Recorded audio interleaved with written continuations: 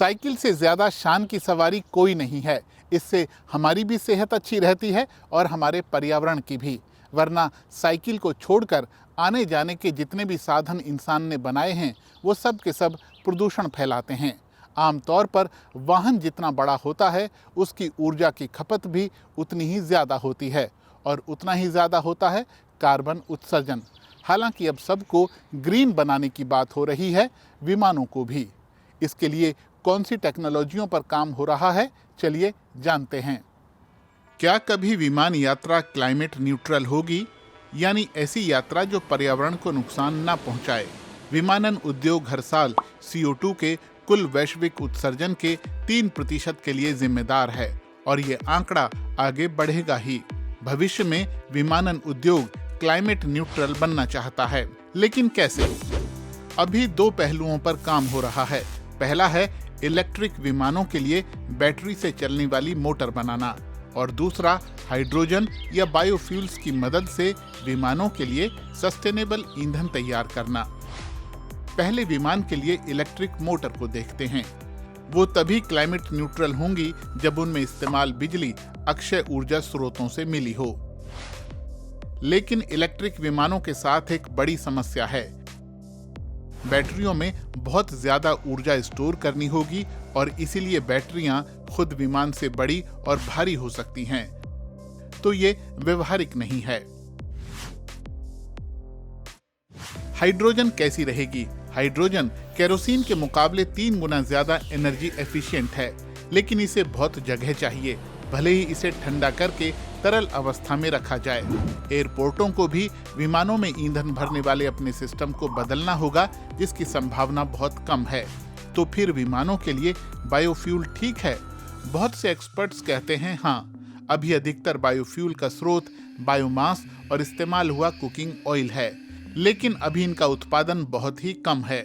इतना कम कि हर साल दुनिया के विमान सिर्फ 3 घंटे ही उड़ान भर पाएं। और बायोफ्यूल पर जीवाश्म केरोसिन के मुकाबले 3 गुना ज्यादा लागत आएगी। इसका मतलब है कि प्लेन का टिकट बहुत महंगा हो जाएगा, फिर शायद ही कोई विमान यात्रा कर पाएगा। वैज्ञानिक बड़े पैमाने पर कार्बन न्यूट्रल फ्लाइट के लिए ज्यादा सस्ते और ज्यादा व्यवहारिक तरीकों की तलाश में हैं। लेकिन विमानन उद्योग के क्लाइमेट न्यूट्रल बनने के लिए अभी कई साल और इंतजार करना पड़ेगा। कारों की लगातार बढ़ती संख्या भी हमारी आबो हवा को दूषित करती है। इसीलिए दुनिया भर में डीजल और पेट्रोल से चलने वाली गाड़ियों से पीछा छुड़ाने की कोशिश हो रही है और उनकी जगह इलेक्ट्रिक वाहन लाए जा रहे हैं। यूरोपीय संघ ने तो फैसला कर लिया है कि 2035 से यूरोप में कंबस्शन इंजन वाली गाड़ियां नहीं चलेंगी। हालांकि इस बीच कुछ लोग कोशिश कर रहे हैं कि कंबस्शन इंजन वाले वाहनों को भी ई-फ्यूल से चलाया जाए। क्या ये संभव है और ई-फ्यूल है क्या? चलिए जानते हैं। जलवायु परिवर्तन के दौर में क्या ई-फ्यूल समाधान है?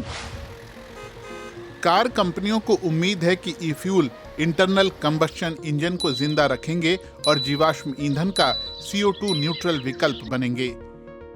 ई-फ्यूल बिजली, पानी और कार्बन डाइऑक्साइड से तैयार होते हैं, कच्चे तेल से नहीं। ई-फ्यूल गैस और डीजल वाला काम ही करते हैं, लेकिन उन्हें इको फ्रेंडली माना जाता है। लेकिन क्या वाकई ऐसा है? ये निर्भर करता है उन्हें तैयार करने में लगी ऊर्जा पर। अगर अक्षय स्रोतों से मिली ऊर्जा इस्तेमाल हुई है तो ई-फ्यूल का प्रोडक्शन क्लाइमेट न्यूट्रल है। गैस और डीजल के मुकाबले ई-फ्यूल बनाने पर पर्यावरण को कम नुकसान होता है। न उन्हें बनाने में कार्बन उत्सर्जन होता है, न इस्तेमाल करने में। तो क्या ई-फ्यूल इंटरनल कंबस्शन इंजन को कार्बन न्यूट्रल बना सकते हैं? हाँ, लेकिन अभी ई-फ्यूल बहुत कारगर नहीं है। ई-फ्यूल कार को सिर्फ उसकी 10 से 15% ऊर्जा ही मिलती है जितनी ईंधन को बनाने में लगी है। वहीं बैटरी से चलने वाली कार को इसकी 70 से 80% ऊर्जा मिलती है।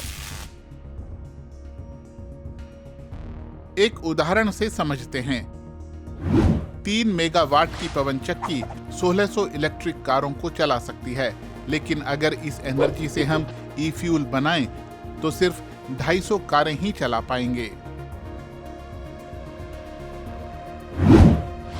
अगर ई फ्यूल के साथ कार चलाना 6 गुना महंगा पड़ेगा तो फिर इसे अपनाने से पहले हर कोई 6 बार सोचेगा।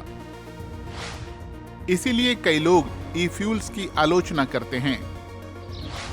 तो ई फ्यूल्स CO2 न्यूट्रल तो हैं, लेकिन महंगे भी हैं और अभी कारगर भी नहीं हैं।